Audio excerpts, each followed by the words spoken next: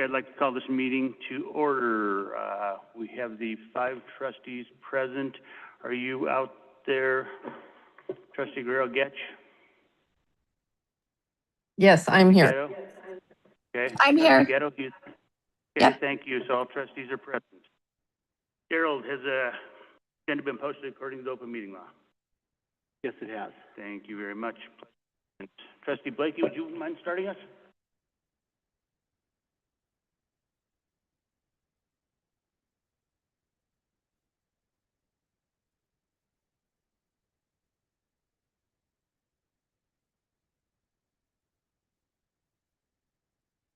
Thank you.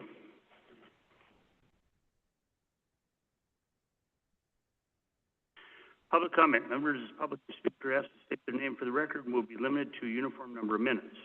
Board members may respond briefly to public comments but cannot deliberate on matters that are not listed on the agenda. For matters on the agenda, the board will conduct public comment after the discussion of each agenda action item, but before the board takes any action. A summary of public comments will be noted in the minutes. Are there any public comments tonight? Okay, seeing none, moving on. Review and adoption of agenda. Move to approve the agenda as posted. Okay, I have I better tell you names on this one, right? I have a motion by Trustee McFadden, second by Trustee Bullock. Any public comments on the posting of the agenda? Okay, none, I'll call for a vote. All in favor? Aye. Aye. It is unanimous. Thank you, guys. Upcoming board events. Anybody have any questions on the upcoming board events? Reports by board members. I'm not going to go down through each one. I will just ask if anybody has a report by a board member since we just met for Christmas. Okay, then we will move on to the new business part about it. Hey, for discussion and possible action, approval of resolution number 25-04, augmented budget. Superintendent Parsons and Amanda Hammond, Comptroller.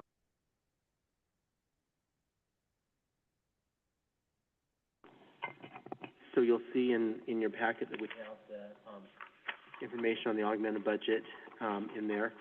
I'm going to refer to the main sheet, which is the resolution. You'll see that we have augmented in more money into the general fund. It comes from, and Amanda, feel free to correct me if I state anything incorrectly. With the information, we had a higher than anticipated ending fund balance. So that was able to be brought in, so that was good. So that's augmented in there and looked in that. And Amanda's gone through every facet of the budget to try and clear everything up and make sure that the numbers are accurate and fall right where they should. And so we are on track with the budget. I mean, that's often comes out of here where we're at on things. But this shows all of the changes in there. But I think the one big notice that I had on there was that with the ending fund balance being quite a bit higher than we had expected, that is good for us. And so that was able to be put in there, and that will help us out at the end of this year, also leading into next year for budgeting. The other factor that you see on there for the high school house is that because the house did sell, and so that money was factored in there as well. And so that's why you see that difference there. So we're glad it did sell, and it did sell at a profit. And so we're, it's not about the house, even though we want to build more. It's been a wonderful thing for our community, but we were so glad it sold, and hopefully the new owners are really enjoying the house that our students built. And the rest of it was mainly just going through and working things out and figuring those. I don't know if was there any big things that stood out, Amanda, that you want to comment to the board on, or if there's questions the board members have? No, I think you covered it. Just the ending fund balance for FY25 came in about $2 million higher than was expected, so that definitely helped us out for this fiscal year and then going forward. And then we did get several more state and federal grants this year than previously budgeted for. So, I mean, so far it looks like we're doing pretty good. We're still actively pursuing any of those additional funds that we can get and trying to make sure that we've utilized all of the money available to us. The good thing is there's no big surprises, nothing big in here that we had to propose to make big changes because of unexpected things and stuff. Accounted for pretty well, and we're right on track with where we should be. Anybody have any questions? Amber, Julie, you guys have any questions? Are you good? I'm good. I'm good. Okay, thank you. I move to approve the augmented budget number 25-04. Approve the resolution number 2504. I have a motion by trustee Whitaker, a second by trustee Blakey. Any public comment on the augmented budget? Seeing none, I'll call for a vote. All in favor? Aye. Aye. Unanimous, thank you. Can I just state one thing? Trustees, before you leave tonight, we do have something for you to sign so that we can submit this on time. And so I have that information here, so we'll have that for you to sign before you leave tonight. Thank you. Thank you. Moving on to B, for discussion and possible action, the board will receive and discuss information from Modern Educate HR regarding the superintendent search. The board may discuss and take action to approve the characteristics and experience trustees seek in the next superintendent, the salary range to advertise, the timeline for the superintendent search, and other matters related to the superintendent search and hiring process. It is myself and Keith Lewis and his team. If you guys want to go ahead, that document sent me and just go the most efficient way you can through it? Thank you very much.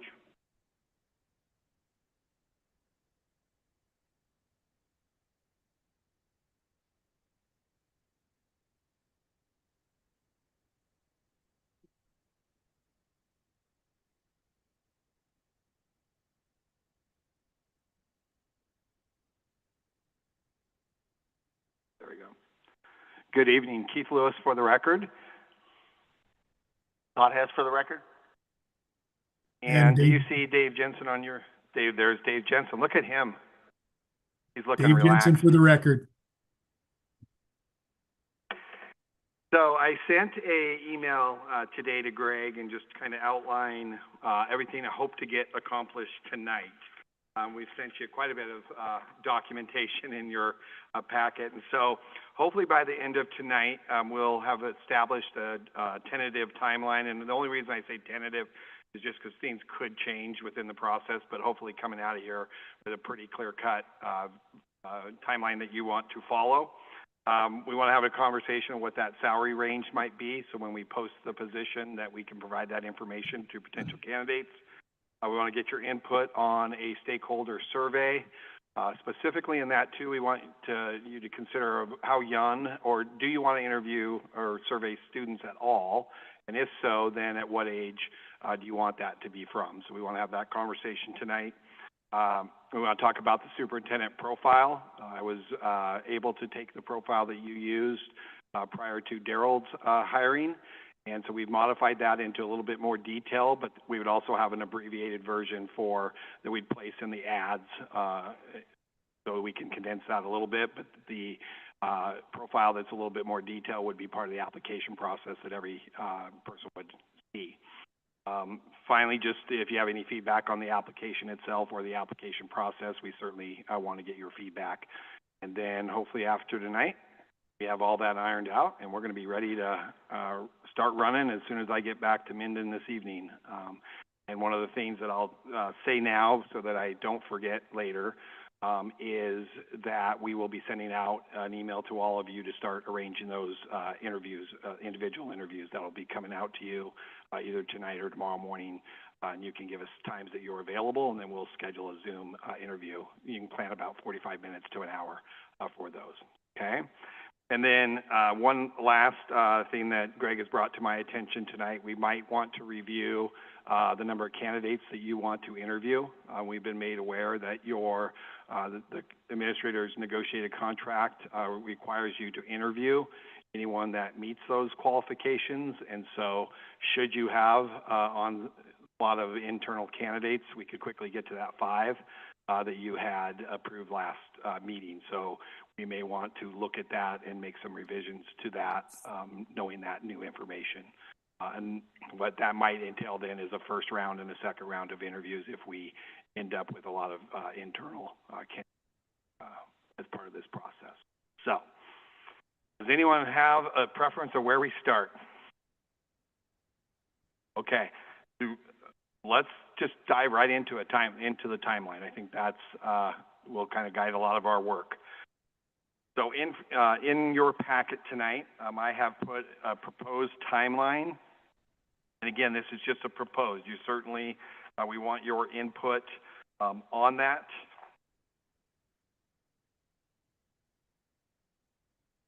And even with my own team looking at this, the proposed timeline that we have set forth in front of you allows for a 45-day window for applicants, but still would then result in the interviews being either March 12th, 13th, or 18th, 19th if it works for you.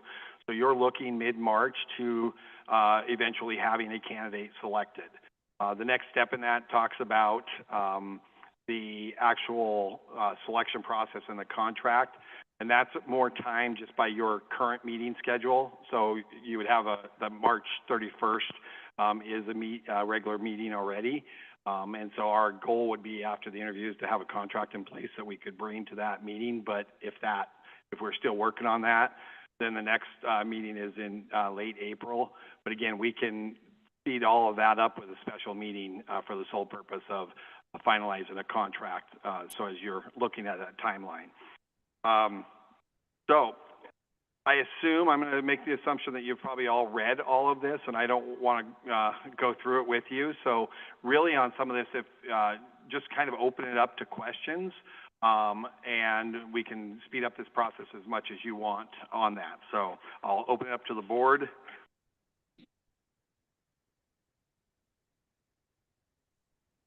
You have questions? Go ahead. Yeah, I was a little surprised to see that the selection happened essentially 2 weeks after the final interviews. What is the reasoning for that instead of selection immediately following the interviews? So again, and that's probably just the verbiage. The intent would be is that you would select the candidate whenever we do interviews, but it wouldn't be finalized until you have so really what I was looking at there was that on the March 31st meeting, we would hopefully have a contract that then the board would be approving, which would really be the finalization of this process. So that's what that time frame is. But certainly our intent is to make your job hard, number one, that it's a hard decision, but that you are able to select a candidate whenever we decide those interviews are going to be. Thank you. The question I have is at the very end, you have Modern Educate HR will support transition planning, including goal setting and entry planning. What does that look like from you guys? What that looks like is a discussion with the board in terms of how much do you want Daryl to be involved in that transition? If it's a candidate that maybe is not currently under contract, do you want them to start a month early so that you have that transition period? We're going to work with you also to set those initial goals for the superintendent. That's all part of what we've included in this package. So it's really just, obviously Daryl will be here till June 30th, and anticipated start date is July 1st, but doing that work so that on July 1st isn't the first time your newly selected candidate is walking into Fallon and picking up, that we're doing some work to make sure that transition is smooth. And other districts have. We did Pershing, and so they contracted with their former superintendent for a set number of hours that they would be available for the new superintendent for that transition. Because obviously, if you select someone internal, obviously they have more history with the district. But someone coming from the outside, that historical perspective is very important. Anybody else? Julie, Amber, you have any questions on the timeline? I do not.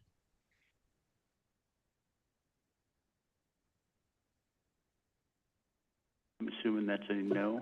Yeah, I don't have any questions. I just wanted to clarify again the time frame for when you are meeting with the board members. So that will be, we will be sending that out, and we will start meetings on Saturday the 3rd around the corner, and then providing several opportunities during the week as well. So it's going to be a lot of time slots. Just let us know when you're available. back Okay. and confirm those, dates. Okay. And I'm sorry, you cut out, you said beginning on, Saturday the 3rd, if you're wanting to do something on a Saturday. okay, great. Thank you. Are we taking action on this, or is this just a briefing? I think we probably, unless you guys give me different advice, we'll just go through the whole thing and then at the end take an action. Right, sounds good. All right, I'm gonna have you do the next two things. I'm talking about a, salary, range and also the survey. You bet. All right, so I am now sharing my screen. Want to confirm that everybody can see it. Is it visible? Yep, we got you. We can see Okay. it. Yes. All right, thank you. So what you see before you is the salary comparison. This is only looking at the 15 school districts. Obviously, Washoe and Clark County are not going to be comparable studies for us. I do want to express my appreciation to NAS and all of the 15 superintendents. We gave them a pretty tight timeline and they made it. So what this is current 25-26 base salary. And so you can see the school district on the left, what their total enrollment, what your superintendent's work days are. And this will tie directly because you can see some difference. Like in Humboldt, my contract was 233, but I didn't get vacation days. So it's kind of a balance when you look at the work days and then in column L, the number of vacation days. What their base salary was in the prior year and what it is currently this year. The other highlighted column is the total package, because as you look on the far left, there are some additional compensation pieces that you'll see a little more clearly when we get there, and hopefully it shows up on your copy as well. There's things like 403Bs. Some of the school districts are providing health insurance for the superintendent's spouse. There's things like extended life insurance policies. So there's different types of issues like that which bump up the total value. So this matrix really becomes the foundation of what I wanted to share with you as we then jump into our next conversation. Looking at, got to find where I've got it, the salary analysis, where this goes into more detail of where we are looking at. So when you look at the 15 rural school districts, the median salary right now is $187,000. So when we look at where Churchill's County Superintendent, and Daryl, I know you're sitting right there, and he shared his information at 167,238 is below the rural median, the 15 median, and it's also below similarly sized and slightly larger districts. So here's our 15 school districts. We've already talked about the median salary of 187. And so when we look at your current enrollment, this is the enrollment we had of 3,076. And then we compare it to like districts, Humboldt, 3,245, Lander, 1,027, Lincoln, 855, Mineral, 505, and then Carson and Douglas are larger. So the next piece then becomes what we talked about on the earlier spreadsheet. You can see the enrollment. Now you can see the base salary, total value, and how many years the superintendent has been in their position that gets them to this base salary and total value. And here becomes more of the detail on what some of the additional benefits that some of the school districts are providing to their superintendents. As you know, I just retired from Humboldt. When I retired, the new superintendent, Mr. Colby Corbett, came in at $195,000. That's what the Board of Trustees in Humboldt determined to compensate him at. So you can look at some like districts as we look at districts that are similar. Like I mentioned, Humboldt is higher. Lander County is currently at 187, Warren 42 with a total value of 196. Lincoln's at 168,000 with a total value of 175. And then we get into the others like Carson and Douglas are at 180,000 And there's some benefits that will increase this over time. Like in Carson, there's a 5,000 annual increase. And in Douglas, there's an annual step that continues to move them forward. And Lyon County and Elko, we know, are quite a bit bigger, but they're also substantially higher. So as we look at it, the base salary is lower than the median of what we're seeing across the rural school districts. And so when we get to the key points for discussion, the question that the board needs to ask themselves at this point is, where do you want to put in your new superintendent? You need to be competitive. That's our recommendation. When we consider not only internals but externals, they're going to need to have sufficient income that allows them to move their families, hopefully, and purchase a house in your community. And with interest rates, sometimes that's a scary proposition. So compared to like size and slightly rural, the package, in addition to the salary, is modest at best. There's not a lot of additionals that are being provided to your superintendent. So these might be some discussion points for you. And then as we look, those additional benefits are very helpful as we start to look at retention in the long term. So the recommendation is we start this conversation is, at what point do you want to put them in, your new superintendent? My suggestion is 167 is probably low. Not necessarily the median, might be a little out of reach at 187. My recommendation to you is to look at a minimum of 175 to 180 as the starting point for your incoming superintendent. And then through the negotiations of the contract, provide some type of annual step increase that certainly can be tied to performance. So wanted to share that with you and open it up to the board to engage in a conversation on your comfort level and what would be your recommended fiscal starting point that we can include in our recruiting materials. And I'll turn it over to you, Mr. President. One question on the other counties polled, do we know their contribution to PERS? My understanding is for all the superintendents, it's 100% provided by the school districts. It's not a shared cost.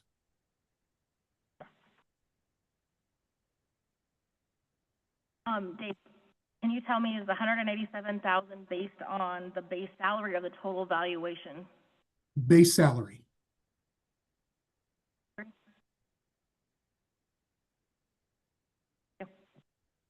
So the suggestion is to have a very limited range when we advertise this. I think you said 175 to 180. Is that kind of how it usually works?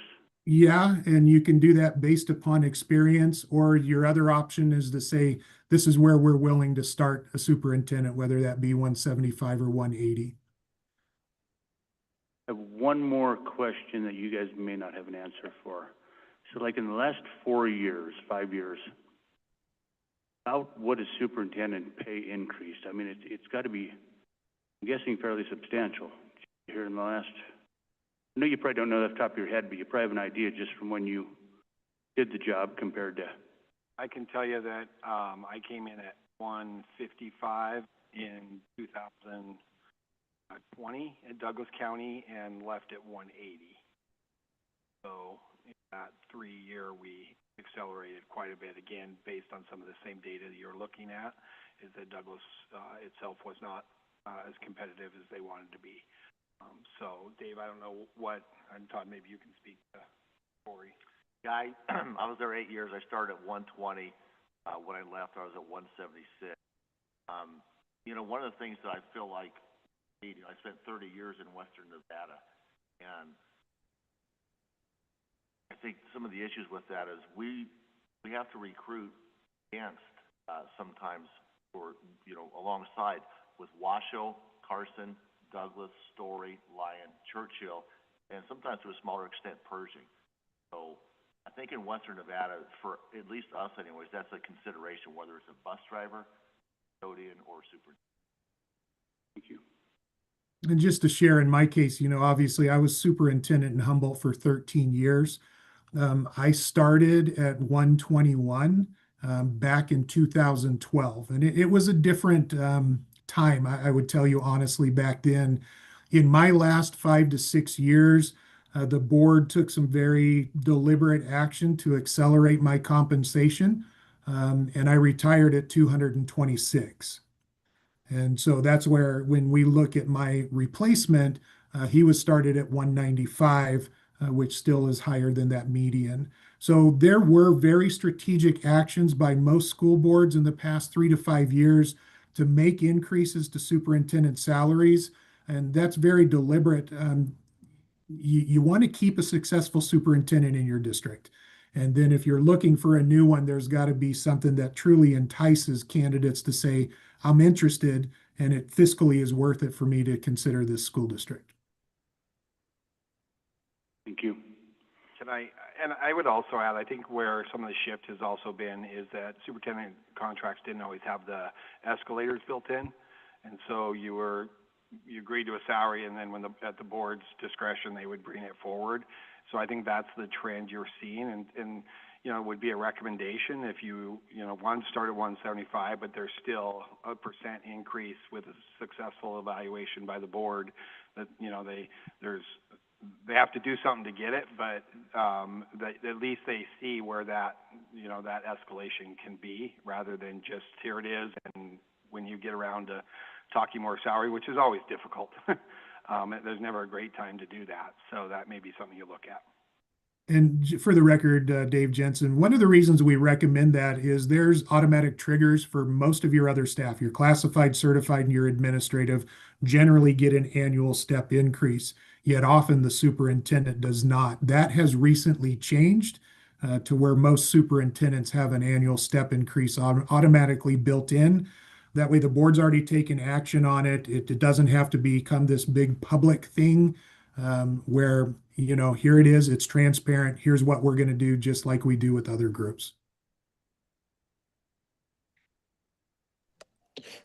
Julie Getch, for the record.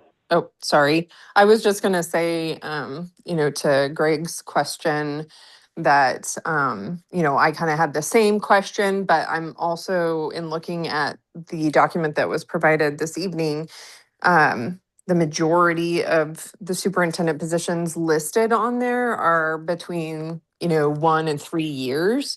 And so I mean, that would lead me to kind of guess that this kind of upward trend and putting Churchill sort of behind took place over the course of the last few years, as many other districts were, recruiting and filling their superintendent positions, because I can't remember just off the top of my head, but when we advertised for the superintendent position the last time around, I think we were within that median range.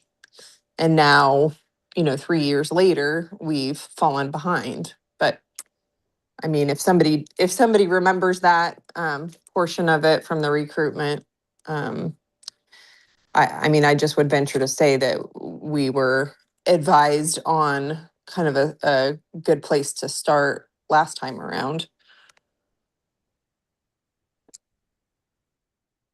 Thank you. I don't think you have anybody remembering that exact document.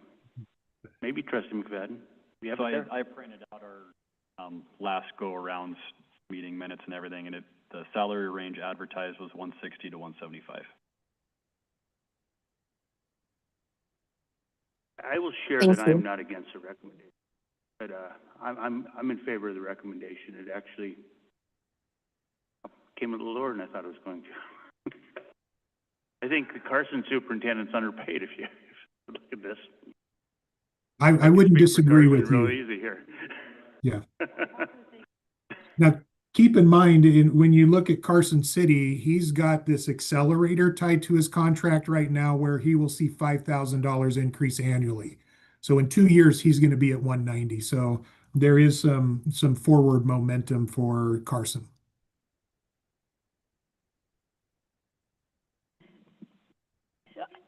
I agree. I was surprised by the recommendation, happily surprised, I guess, happily. I don't know what that says about us and where we are. So I support that range.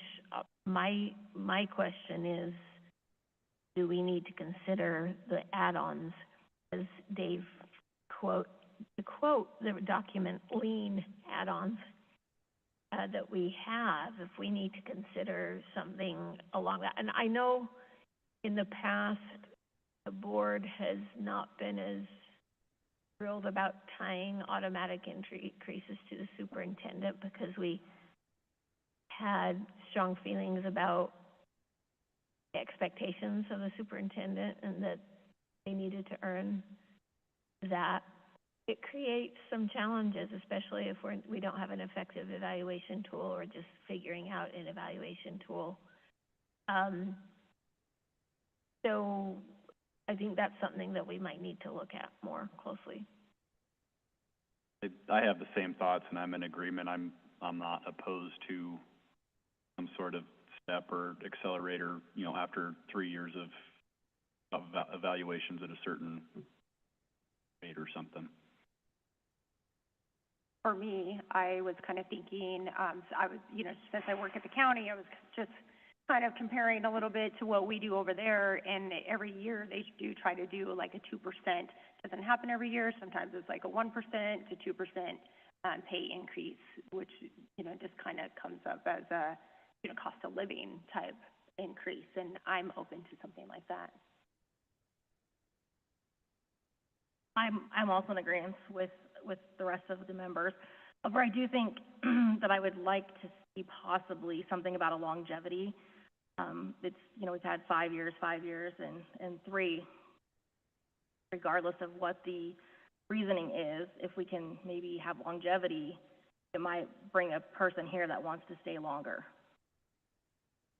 So Dave, I want you to weigh in as I'm listening to the discussion. To me, this would almost be the board is setting that starting range, and then you're just communicating a desire in that contract negotiation that you would be open to step increases. We wouldn't necessarily list that right now, but we would list what the starting pay would be, and then Celeste, even what you said, those are things that could be built into the contract as we select someone and then we finalize that contract. Dave, do you want to weigh in on that?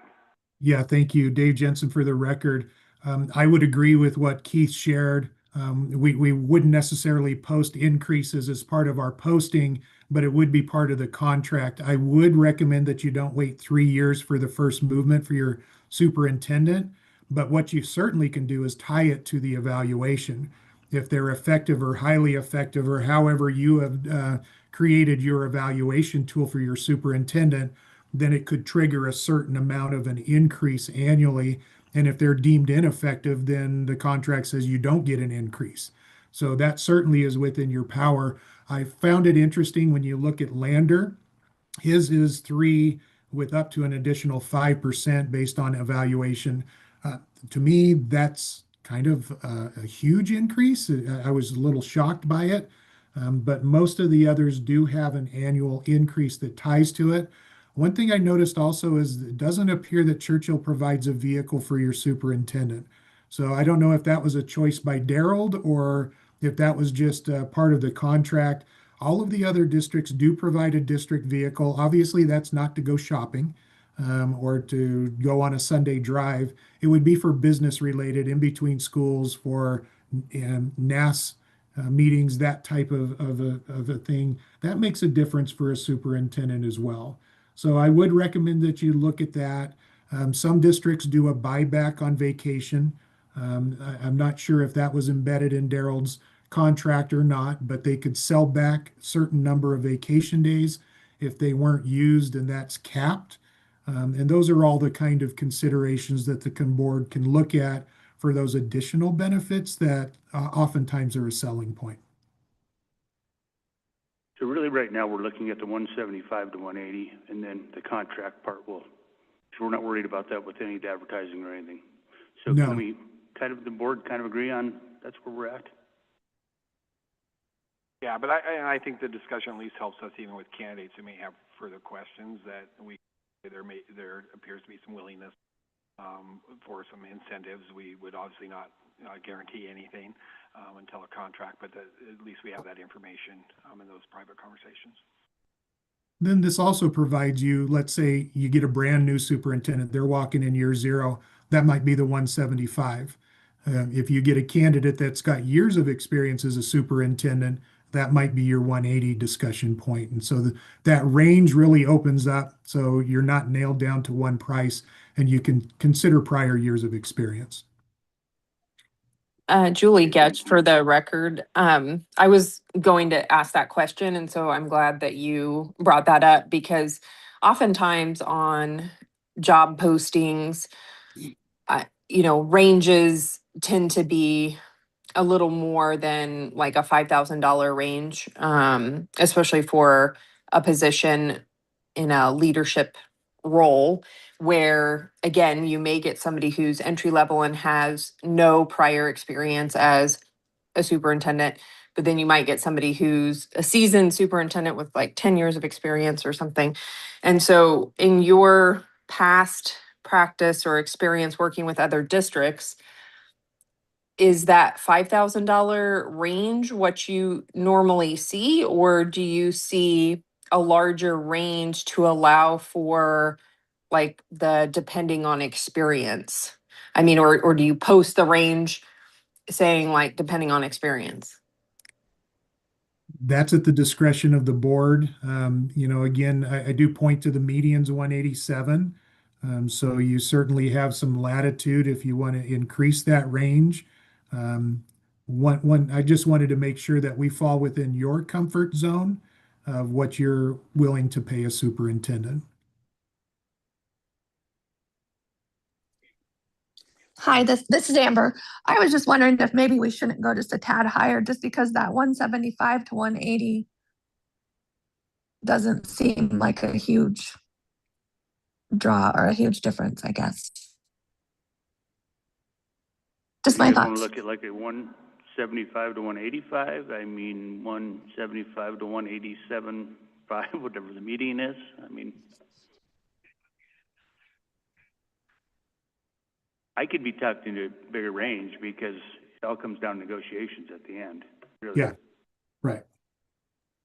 I agree that a broader range might bring us more candidates, and then I mean, I'm just along the lines of somebody that, if a candidate were selected with no prior experience, my thought process would be they're kind of starting at the more toward the beginning of whatever this range is, versus somebody who's a seasoned, experienced person would be possibly toward the higher end of that range.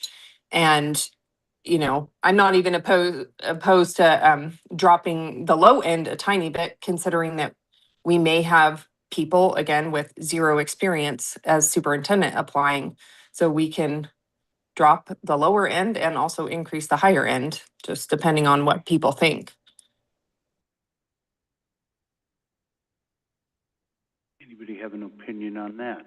I'm don't know how much we need to drop it. I mean, we have school administrators making around 130,000, starting to approach that number. Why would I take this job when I can stay with my 207 days? Just my I kind of political agree. opinion. Oh, sorry. I don't think we should drop it, but I think maybe like 175 to 185. I'm good with that. I'm fine with that. Same. Yeah, are we all good with that? I'm good with that. Yep.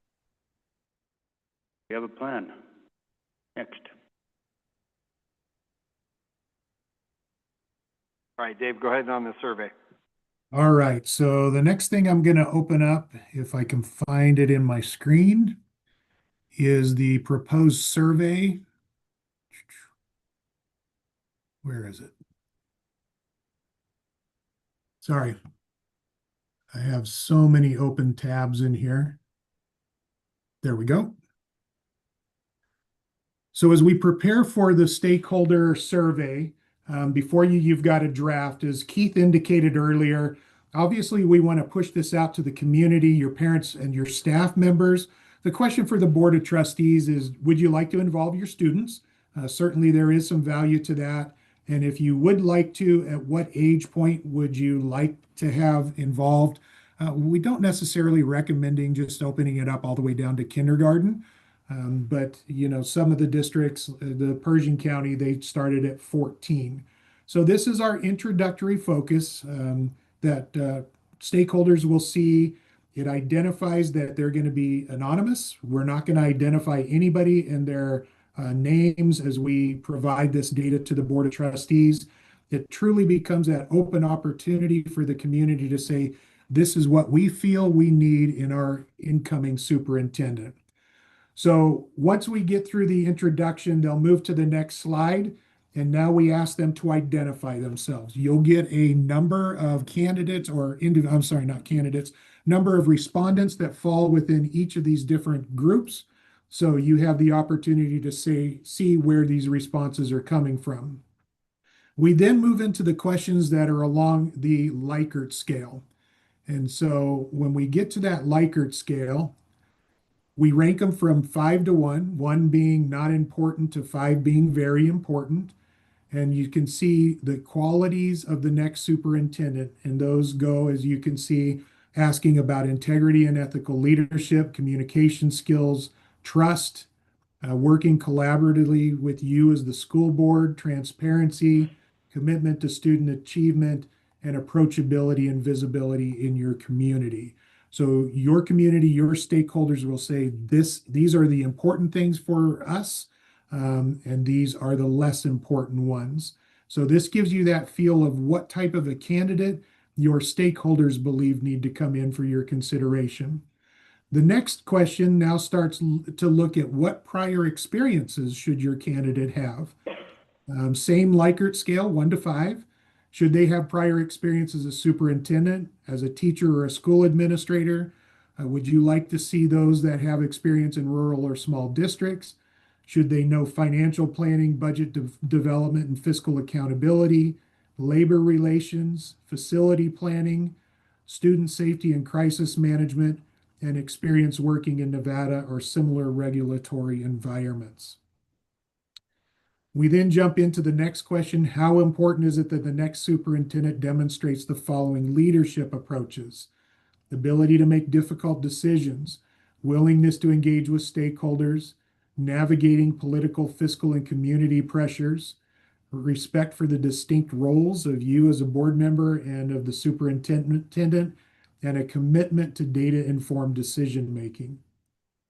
We then look and we're asking the stakeholders only to choose 3 responses in this question. So choosing 3, what would they believe that your new superintendent should focus on in their first 2 to 3 years? You can see academic achievement and student outcomes, staff recruitment and retention, financial stability and long-term planning, school safety and student well-being, community engagement, facilities, career and tech ed, and early childhood and elementary education. Once they choose their 3, this is an optional question if they would like to provide a narrative of why those 3 selections were their top 3. We then move to the next part. Next.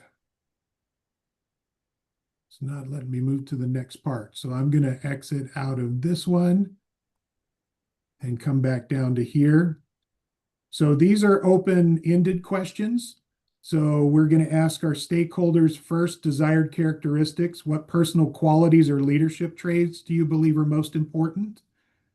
What types of professional experiences should the next superintendent have to be successful?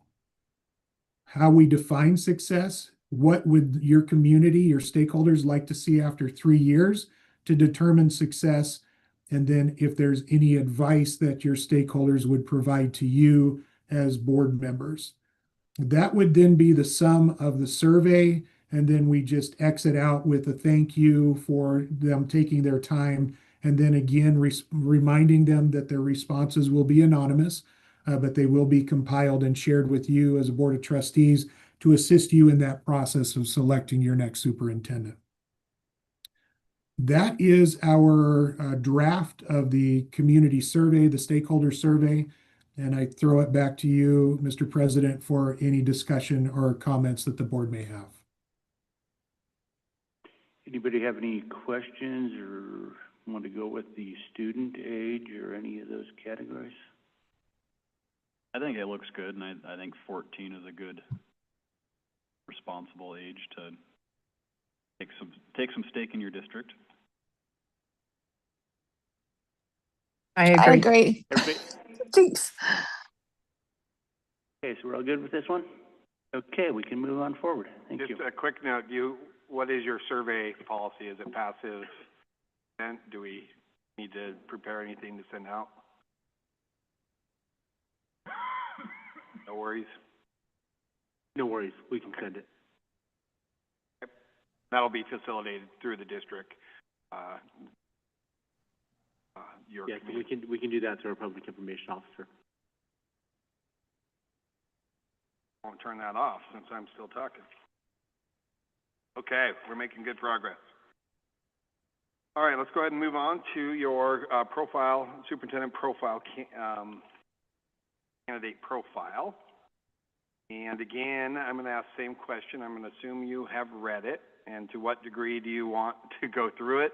Or do you just want to clarify it? I can go section by section if you'd like. Or if there is, you like what you see, or things that maybe we've missed that you want us to make sure we add. So the first thing I did when I opened this up is went back and researched last time we did this. Our last profile, if you want to call it, and then also our meeting notes from when we had this discussion a few years ago. So I'm glad you did the same thing and summarized a lot of the same qualifications and candidates that we're looking for. One thing I did notice that was different is past we gave information on the district. And I don't know if, in your guys' professional opinion, if that's a value to have in the application so they know what they're applying for. Yes, and that definitely, that's a great catch. That will definitely be part of our process, is that we will, not in addition to, here's the profile, we're going to be also selling Fallon, place to live in Churchill County School District, you know, your mission, your vision, making sure that all that is communicated. That will be in the application packet itself, but we'll also be creating a web page for you that will include, you know, if you have any kind of promotional videos that you we have some pretty good district type videos that we'll definitely include all of that in there. And I'm in my current job as executive director of Visit Carson Valley. I know Jane Moon very well, and I know, having traveled with her a little bit, she's got some great videos on Fallon itself as a great place to live. So we're going to do it from two standpoints. Not only you want somebody to want to live here, and especially with your policy requiring that, but also what are the highlights of the school district itself. So that's definitely part of that, Joe. Other than that, I think it looks good. Anybody have any questions on it? I mean, I read through it. I have nothing to add. Everybody good with it? I'm good. I'm good. Perfect, thank you very much. That's so unfair. Christy Whitaker, are you okay? You look like you had something to say. Y'all are making this too easy. I remember long discussions about this several years ago, so I appreciate. It's an indication to me of a couple of things. Number one, we're working with great partners, but number two, the board has a clear mission and vision that we've been consistent with now for a number of years, which we didn't however long ago, and we really were working from ground zero. So that's encouraging, and I'm grateful that the board is unified in this decision. I'm grateful too. I was really nervous coming into this, not just today, but last meeting, and I'm like, oh, okay, this is doable, right? Well, Thank you for making our job so easy right now. this will obviously be part of the packet because this is clearly important. It's on the front of every one of your agendas. As I've researched, I've seen this everywhere I've looked, so, obviously that will be communicated well, to potential candidates. You're making it just as easy, so. All right, let's talk real quick. Let's go to Article 18.3 and just have that conversation real quick. So you did take action in the last board meeting for us to bring up to 5 candidates before you. And now, given the contract language, I'd like to have you have further discussion. Could look at this in terms of, obviously we don't know who internally will apply. Seriousness of those that do apply, but we do need to make sure that we factor this in so that you're not stuck to 5 that are all internal if there are all other outstanding candidates in the pool.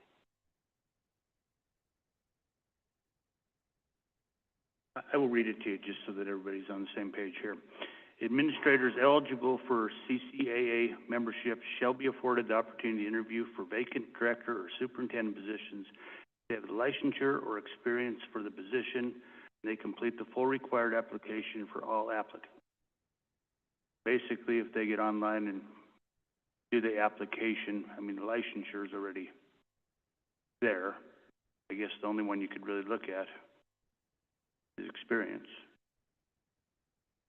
And that's kind of an interesting one to look at. What is administrative experience? And so I do think we have to somehow expand this because we could have 5 applicants. Maybe that's a good thing. Trustee Getch, for the record, sorry. I just had a question on that. So being that we don't know how many internal candidates we would have apply, and with that contract language, is there a way that we can almost separate it out and just say something like up to, I'm just going to make up a number, but like up to 3 outside candidates, and then that way we're not, because like we're going to have to interview the internal candidates who apply, and so then that way we're not like setting a specific number because we don't know how many of them are going to take up those spots. So then could we just say like up to 3 outside candidates, and then that gives us room that like maybe there's only like 1 or 2 outside candidates that we even want to interview, but I don't know, can we do something like that?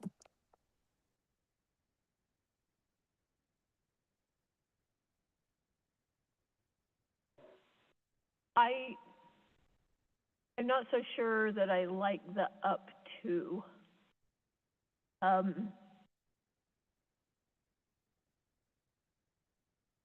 you saying up to within the 5, or?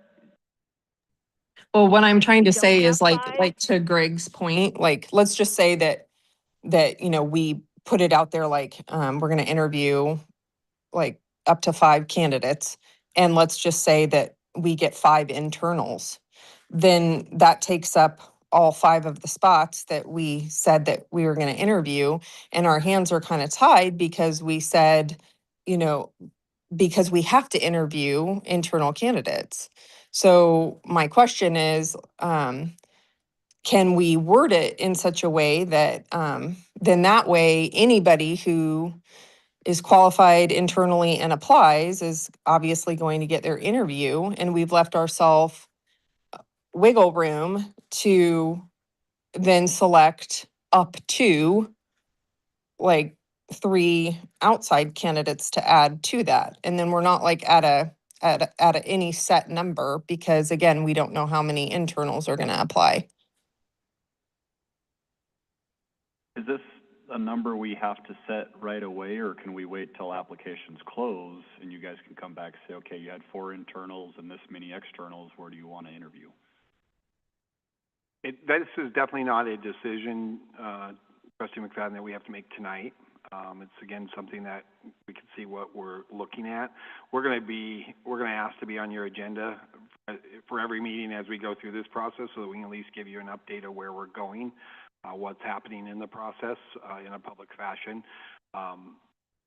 We could do that. The other thing we could do is just rescind that up to 5 and leave it more open. And again, you've hired us and trust us to bring you the most qualified candidates.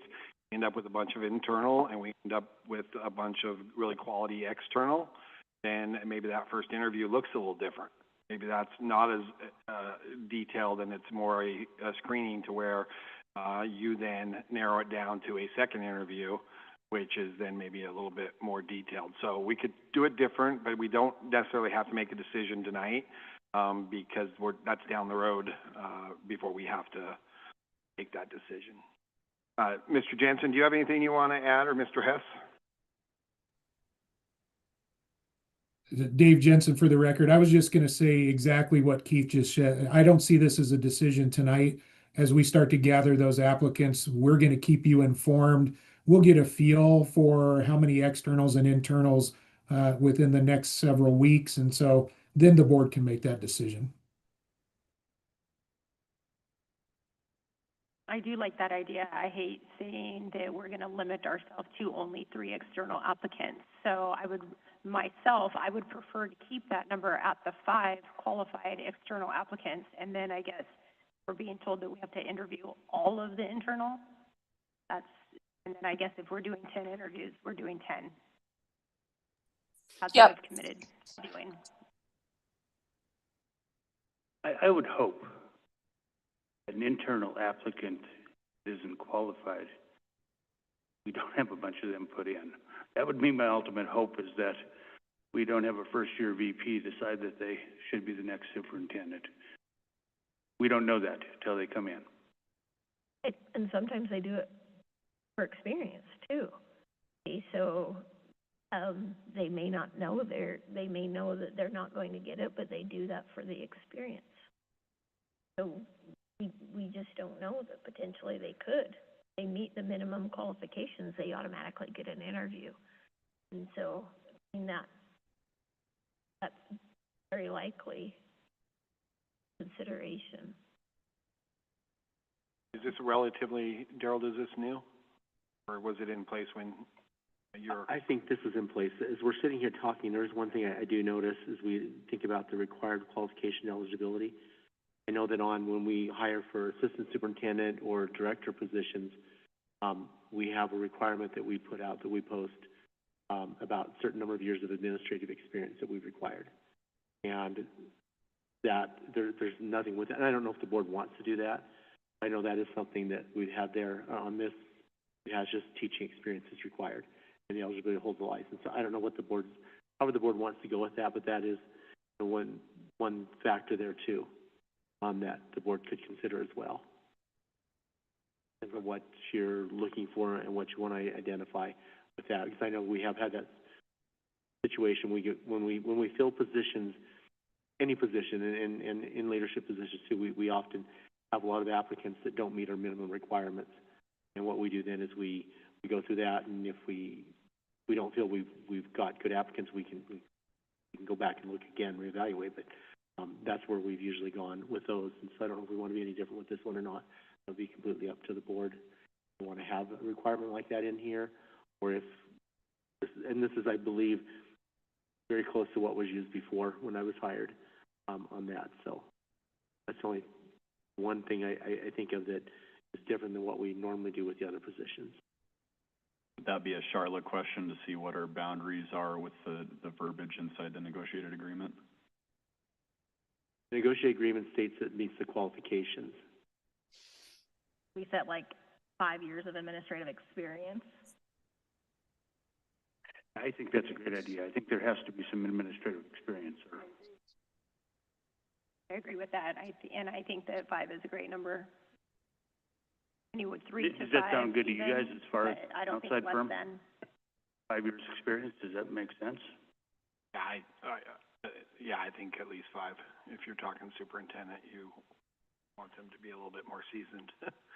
So I think 5 would be a good number. I think that's a great way to start whittling. Yeah, that's a great idea. I would say at least 5 for a district our size. At least 5. Anybody else have any comments on this one?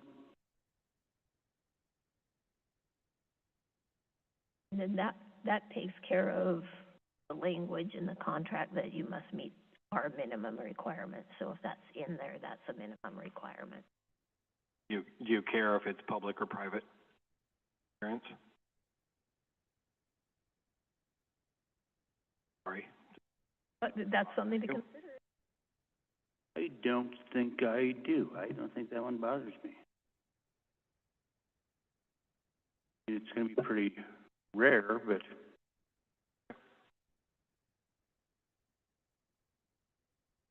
We'll add in at least 5 years of school administrative once you approve that late motion. But my note is, add into the application. All right. Moving right along.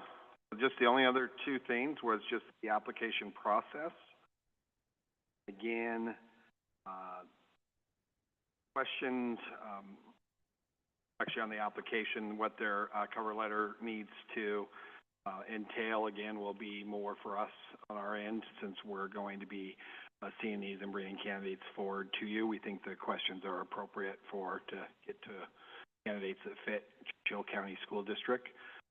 This application is similar. I have added some acknowledgements, especially we want to make sure that they're acknowledging that they know they have to live here.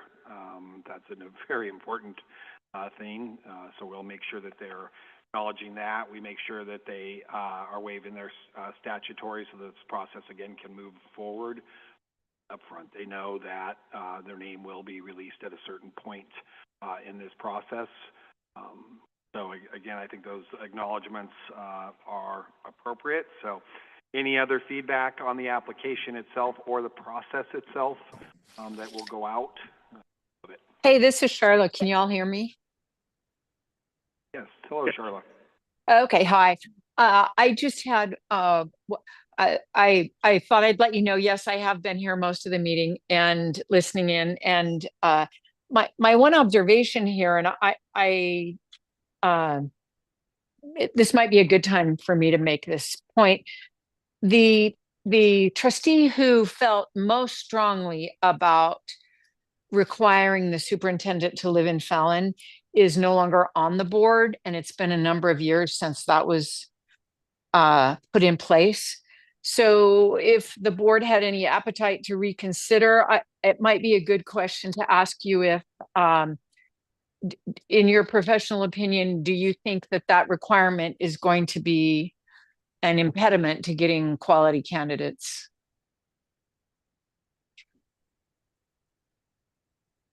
Who wants to go first? I'm torn on this because I certainly, and I know all three of us, lived in the communities of which we led, and I know how valuable that is, that presence, that being there, being able to drive home quickly after a game. So that's the side that I really believe strongly, that living in the community is important. I think it helps longevity. If somebody is commuting, and we talked about this all the time in Douglas County, we have lots of teachers living in Reno and driving, and that's good for only so long, and then they decide that's a long drive and they look elsewhere. And so for longevity, again, I think it's a requirement. I don't know your housing market yet, and I think that's the key, is what is the housing market like? You're taking some strides in the sense of offering a more competitive salary, which helps with that. But again, you know your housing market a little bit better than I do, and that's always a factor. And given, you know, your proximity to Fernley and Lyon County, where there may be more housing available. So, Dave, Todd, you're certainly able to weigh in. I can weigh in on a little bit as well. I totally agree. I think, you know, someone being a member of the community is super important, whether it's Washoe or Clark or any of the 15. With that being said, when I stepped down years ago, someone that worked very closely with Superintendent Lewis and myself for a year, our goal was to throw the biggest net available. And in order to do that, in Western Nevada, we felt like So if temporary, if you're living in Washoe or Carson or Douglas or something like that, Story County is sort of right in the middle of that. That gives us our biggest net. So there might be a way to do it to where, again, the housing market, when we did that search in Lovelock, not too far from here, there was at the time almost no inventory for housing available. So there might be a want to look at sort of a timeline by which they could move into Churchill County as well. So I agree with Keith. That's a difficult one because you want to be a member of the community, but you also want to throw the biggest net you can out. Dr. Jansen, do you have any comments on that? Yeah, thank you for the opportunity to weigh in, and I appreciate Charlotte bringing this up because I think it's an important conversation piece. My perspective is one of the goals through this process is to build community confidence in the board and the district. And when somebody comes in, takes revenue from your school district and then leaves your community, I've seen where at times that erodes that trust, especially when you consider a community like Churchill, Humboldt, Lander, Pershing, where there's not that close opportunity like Todd left in Story County, where that folks could live and get up there with a relative ease. But I look at it from the community confidence that board members, that superintendent's vested in the community. I've always been an advocate, if possible, that the superintendent reside in the community. The other thing I think you have to consider is right now it is your policy. And so whatever your time frame is, you'd have to change your policy, which is not usually the quickest thing if you do 2 readings. Which is 6 months. I'll just say it. It sounds to me Charlotte, like go ahead, yeah. it sounds to me like maybe not asking the question of do we want them to live here, but how long are we going to let them take till they get here might be what the board wants to focus on. I think it does say 6 months, isn't it? It does say 6 months. I guess I'll go first on this one. I'm a pretty firm believer that I want them living in this community. We will hear about it if they don't. Put that out there. I agree. I 100% believe that the 6-month timeline to move here, and I do respect the housing market issue. I think it was a little worse maybe 2 years ago. I know a couple of people looking for housing right now, and there are openings out there, and the prices are kind of coming down. So I'm 100% they have to live. I agree. I think they definitely have to live. Sorry, Joe. But yes, I agree. They need to live in our town. Yeah, I couldn't agree more with what was said on this, and I think 6 months is hopefully adequate for the applicants. I would agree as well. 6 months, I think, is sufficient time, especially if they're really wanting to come work in our district and to help benefit our students, then they'll do what they need to do. I agree as well. On that one?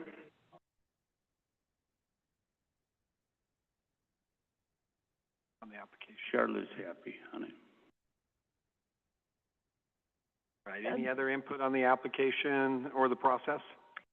Yeah, we never clarified how many applicants we're going to select and where we are on that. We got as far as that, okay, we're going to have a minimum qualification, but are we going to leave it at 5, or are we going to, I like the idea, and I mentioned, of you reviewing, let's see how many internal, and then coming back and saying, here's our recommendation. Yeah, I think that's kind of where I took it, is that we were going to kick the can down the road a little bit. Maybe something you want to rescind. I don't, if you want to leave it more open, or we can just do it at a later date, whatever works for you. I just wanted clarification that that's where we are. Right, that's how I understood it. Okay. It wasn't clear on that, so I appreciate And that. that's not Thank you. something we're going to publish in any of our, that there's only 5 people that's not going to be any part of our advertising. Yeah. Okay. So what pertinent information needs to be in a motion? All right, I've been taking notes. I can't make one, all right? You have decided that the timeline is as presented. You've the survey is as presented in agreement at 14 plus. You have indicated that you'd like to look at a salary range of $175,000 to $185,000. You have requested that we add at least 5 years of school administrative experience to the qualifications for the position, and then accepting the application process as is. Keith, did we also present the candidate profile? I believe that was approved as well. Yes, as is. So what's the 5 years administrative experience? Would that be 5 years of administrative experience or school administrative? Because you could have a combination of school and district level administrative experience as well on that. And unless, want to make a differentiation between one or the other, or just administrative experience.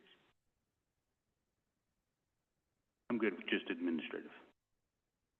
I don't think we need to make this any more complicated.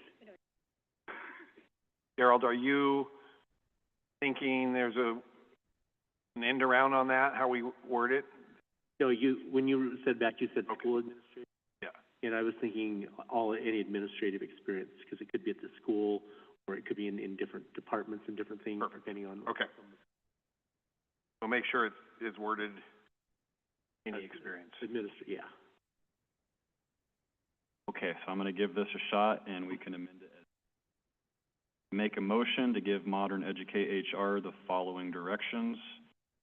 We approve the candidate profile as presented, the timeline is presented, the survey is presented, with a salary range of $175,000 to $185,000, and also adding a 5-year administration experience to the application.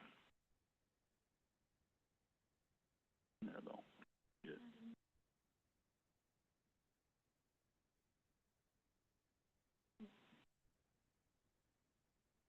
I have a motion by trustee McFadden, a second by trustee Whitaker. Did it sound like we got all that right? Okay, so is there any other comments or public comments on the motion? Okay, seeing none, I'll call for a vote. All in favor? Aye. Aye. It is unanimous. Thank you very much. Thank you guys very much. Thank you. It's a pleasure meeting all of you, and we look forward to working with you. No, just one quick final comment. First of all, congratulations for finding $2 million in your general fund. That happens in no other district. No other of the 16 districts found that. So congratulations on that. The other thing too is look very forward to interviewing every single board member. I have a feeling that we've been able to work with Daryl Parsons for a number of years, and I have a feeling when you discuss the exact type of person that you're looking for, you're going to describe our good friend Daryl. So very much looking forward to those. The other thing too that I think is going to play so strongly in Churchill's favor is that you ask around NASB, Google it, you do whatever. The first thing a superintendent looks for from the outside is what is the stability of the board. The fact that you guys are the most stable board in the state, you could certainly argue that. I think it's going to open up a pretty good net for some outside people too.